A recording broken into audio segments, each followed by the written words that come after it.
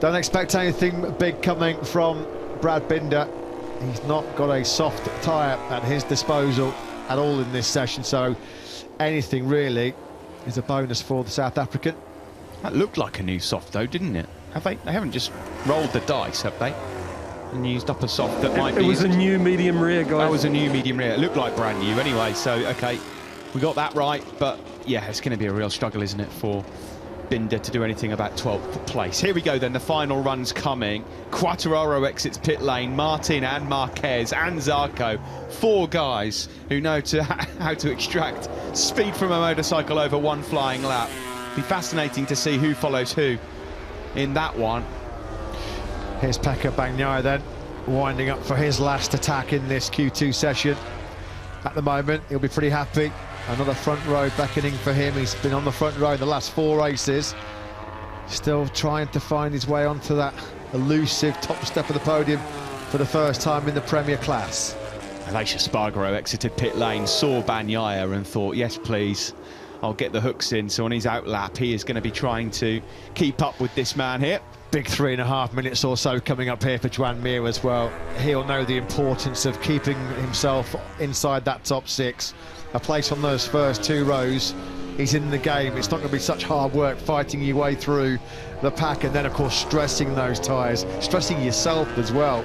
It just relieves that bit of pressure and tension when you're at least on those first 2 rows. Beautiful riding style from Pecco Bagnaia. He was so close to track limits there. He comes through sector 2 and he's up. He's got such a clean riding style, hasn't he, Pecco Bagnaia? Everything just looks so easy, so silky smooth.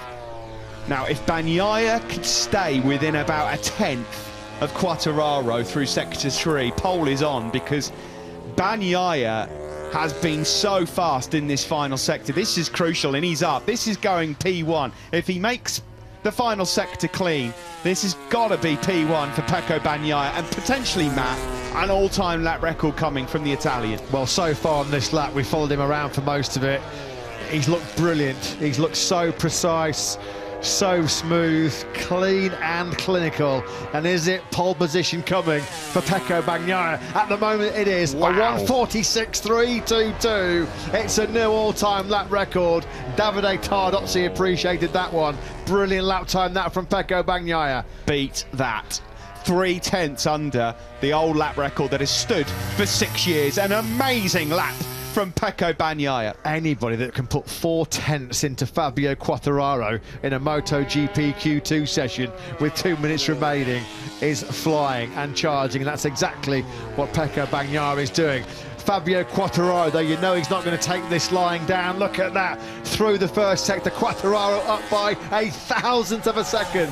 10th is all that Pol Espargaro can manage at this moment in time. Quartararo's going to need about 2 or 3 tenths in his back pocket before he enters the final sector if he wants to beat Pecco to pole. Pol Espargaro's front tyre there just about hanging in there. He's pushing it so hard. Quartararo, nothing going for him in this second sector. And in fact, he's in hot into turn 12, and that looks like it could well be it. He's going to have to get his head down again now here, trying to get one more lap in. What about Enea Bastianini? This may well be top 5 for him. It is brilliant. 6th place. Brilliant. 47.278 from the beast. Outstanding job been done all weekend so far from Enea Bastianini. And crucially, what that's done is it has nudged Mir back onto the 3rd row. What's the world champion got late on in response to that? Not a lot. Marc Marquez at the moment isn't going to challenge either for a front row. 5th at best for him, it looks like. Pol Espargaro, as ever, giving it everything, trying to claw back a 10th here and a 10th there. Mir is on a personal best lap. This is a huge lap for the world champion on the Suzuki. Pol Espargaro potentially here knocking Bastianini outside the top 6. Mir likewise. Marc Marquez at the moment on course to be starting 5th for the 3rd race in a row. They're getting sick of the middle of that 2nd row on the grid, but not a bad job. What can Pol Espargaro do then? At the moment, estimated he was P6. That's exactly where he still sits. Here comes Mir and Marc Marquez just a little bit further back. Yellow flags are out in the 3rd and 4th sectors. What's happened there then? Marc Marquez has got himself a good reference. He's made up a little bit of time in sector 3, but did they go through any yellows? Has there been a runoff for somebody? Mir comes across the line and goes 6, and Marquez does do it. He finds time in Sector 3 and Sector 4 in pursuit of Joan Mir, and at the moment Marquez is in line for a front row start. And look at Fabio Quartararo. He made the mistake on the last lap at turn 12. He got his head down, he knew there was one more lap in it for him, and he's making it count. It's going to be very, very tight. We know that Ducati has got the advantage over the Yamaha in the final sector, but at the moment, sweeping through turns 12 and 13, he'll drop down the hill into turn 14. Fabio Quartararo up by just over 100 of a second.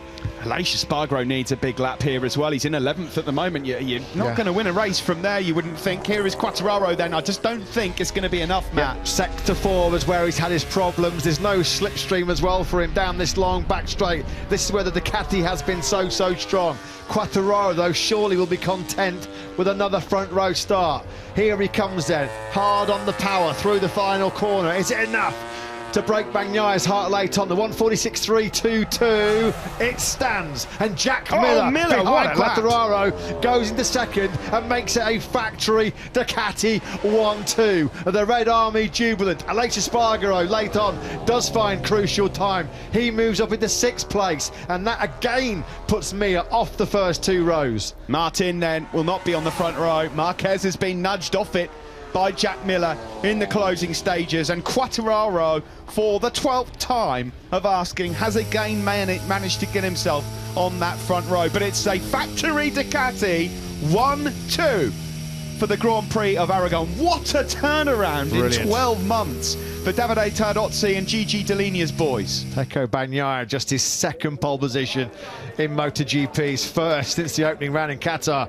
Yeah, those boys, no wonder they're celebrating. Pecco Bagnaia, it wasn't even close. A 46.322, over 3.5 tenths clear of Jack Miller, who used the reference of Quartararo late on to nab 2nd place. Quartararo 3rd. Marc Marquez, season best qualifying for him in 4th place. That's the first factory Ducati 1-2 for a long time, surely.